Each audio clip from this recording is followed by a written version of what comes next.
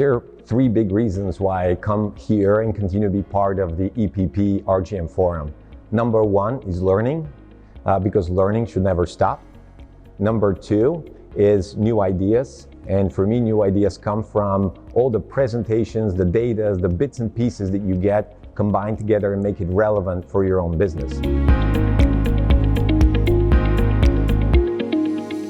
And number three is the wonderful relationships that I've created here and would like to nourish over the years.